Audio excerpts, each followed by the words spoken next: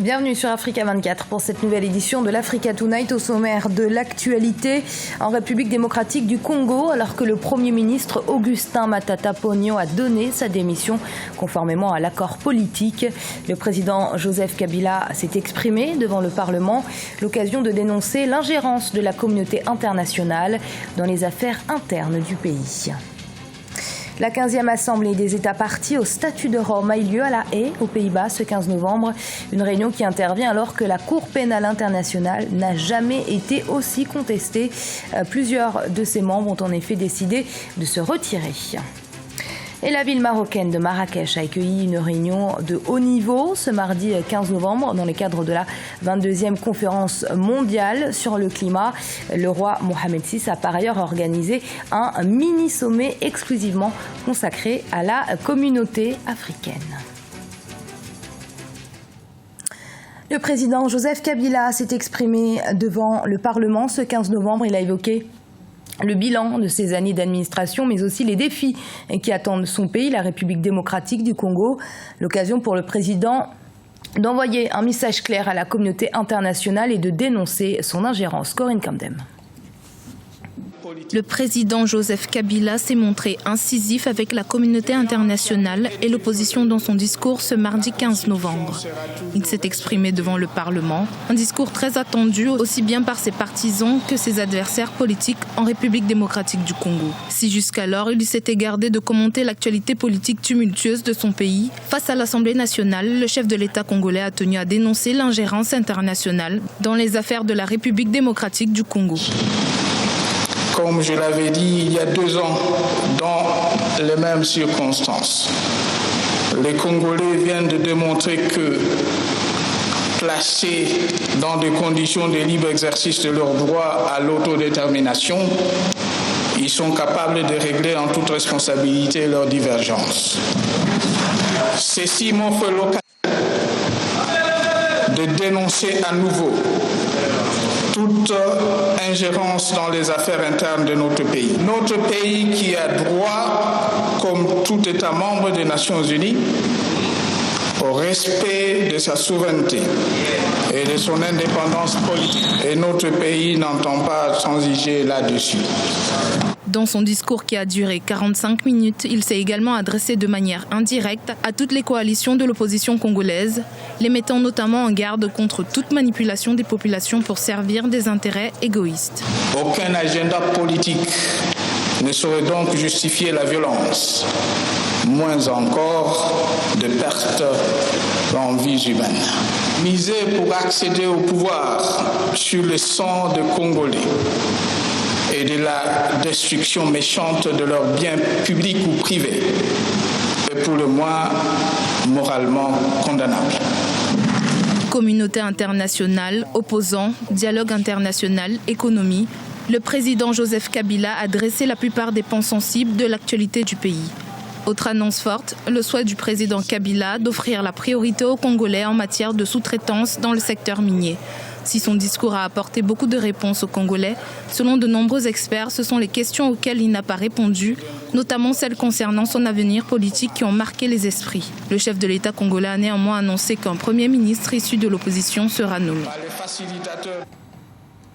Ouverture ce mercredi 15 novembre à La Haye, aux Pays-Bas, de la 15e Assemblée des États partis au statut de Rome. Cet accord, une fois signé et ratifié, place un État sous la juridiction de la Cour pénale internationale. Pourtant, de nombreux pays, notamment issus du continent africain, ont choisi de se retirer de cette juridiction qu'ils jugent trop partiale. Maria Madramé. Ce pourrait être la dernière fois que les 124 États se rassemblent à la Cour pénale internationale de La Haye. Après les départs en chaîne annoncés du Burundi, de l'Afrique du Sud et de la Gambie, ces pays reprochent à la CPI d'être l'objet de tentatives d'instrumentalisation politique et diplomatique. Les décisions de retrait sont aussi motivées par toutes les critiques dont fait l'objet la Cour pénale internationale et plus particulièrement le bureau du procureur et donc la procureure Bensouda dans le cadre de la gestion des différentes procédures. S'il fallait véritablement promouvoir La justice, elle doit passer dans tous les camps, elle doit passer de manière impartiale et ne pas donner le sentiment d'une lecture politique et partisane. Et dont observer que des crimes contre l'humanité, il n'y en a pas qu'en Afrique. Il y en a aussi à travers le monde. Et malheureusement, la voix beaucoup se focaliser sur l'Afrique et toujours de manière partisane. Donc ça dresse nécessairement et ça laisse nécessairement un sentiment de discrédit. Et je pense que c'est d'ailleurs ce qui a dû motiver un certain nombre de ces États. Les défenseurs de la CPI, quant à eux, ne lâchent pas prise. Pour ces derniers, le droit est respecté. Et même en quittant la Cour pénale internationale, ces pays ne sont pas à l'abri de poursuites. Ils ont sans doute compris qu'en réalité, le départ de la Cour pénale internationale aujourd'hui ne règle rien, ne change rien, puisque, comme vous le savez, il y a 3 modes de saisine de la Cour pénale.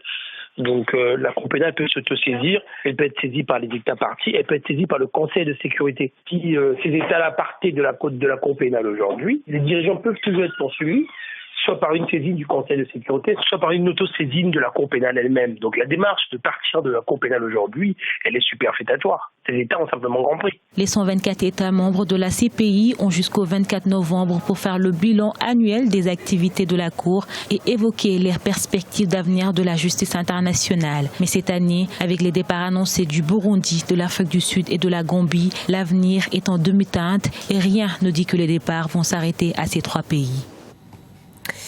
Poursuite de la COP22 sur le sol marocain. Ce 15 novembre, le roi hôte Mohamed VI a organisé un mini-sommet exclusivement consacré au continent africain. Une rencontre à double enjeu, environnemental bien évidemment, mais surtout diplomatique. C'est ce que nous explique en tout cas Gladys Mamba. Mini-sommet panafricain en marge de la 22e conférence sur le climat au Maroc. Une trentaine de chefs d'État africains se sont réunis ce mercredi 16 novembre 2016 à Marrakech, à l'initiative du roi du Maroc, Mohamed VI, en marge de la COP22, ouverte depuis le 7 novembre. Une rencontre officiellement axée sur les défis et les enjeux d'un développement durable en Afrique. Ce mini-sommet africain tenu au Maroc est une excellente chose, d'autant plus qu'il permet notamment à ce que d'abord le Maroc, donc son exemple par rapport à la maîtrise des énergies renouvelables, puisse servir d'exemple à certains pays africains. N'oublions pas que le Maroc aujourd'hui constitue le principal pays qui maîtrise les énergies renouvelables et qui a en son sein le principal parc mondial en termes de volume de capacité énergétique. L'enjeu de ce mini-sommet est surtout diplomatique pour le Maroc. Le royaume chérifien entend réaffirmer sa stratégie de renforcement des liens avec le reste du continent et s'assurer des soutiens dans sa démarche de réintégrer l'Union africaine. Un retour annoncé mi-juillet 2016, mais rendu officiel en septembre 2016. D'une pierre, vous faites 2 coups. La première pierre est celle d'organiser un rendez-vous mondial pour l'énergie verte. Et la deuxième pierre consiste à faire de la diplomatie d'influence pour contrebalancer, n'est-ce pas, les choses pour qu'elles soient du côté du Maroc. Les leaders africains réunis à ce mini-sommet espèrent mobiliser 100 milliards de dollars d'ici 2020, promis par plusieurs pays au bénéfice des pays en voie de développement lors de la 21e conférence sur le climat à Paris en 2015. Le Tchad, à l'instar des pays africains rentiers impactés par la chute des prix du baril de pétrole, cherche actuellement à diversifier son économie, notamment par les recettes fiscales, mais aussi grâce à l'investissement dans le secteur agricole et dans le secteur de l'élevage. Un moyen pour les autorités tchadiennes de sortir le pays de la crise financière et soutenir la croissance socio-économique. Reportage Mahamat Ramadan, commentaire Déo Gracias-Podo. Suite à la chute du prix du baril de pétrole et la crise économique que traverse le Tchad, le gouvernement a annoncé un plan de diversification de son économie. Le ministère des Finances et du Budget compte ainsi élargir l'assiette fiscale pour combler le fossé financier créé par la conjoncture financière. Parmi les mesures annoncées par les autorités, on note le droit d'accise d'un taux de 18% à la téléphonie mobile et la modernisation du système de recouvrement domanial et cadastral.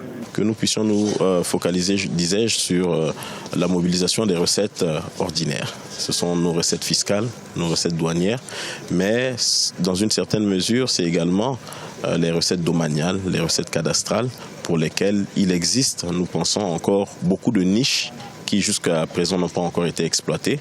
Nous essaierons justement de pouvoir mobiliser suffisamment de ressources pour pouvoir également créer donc les bases d'une diversification économique qui nous permettra définitivement de pouvoir ne compter sur nos propres forces et de mettre un peu de côté tout ce qui est pétrole.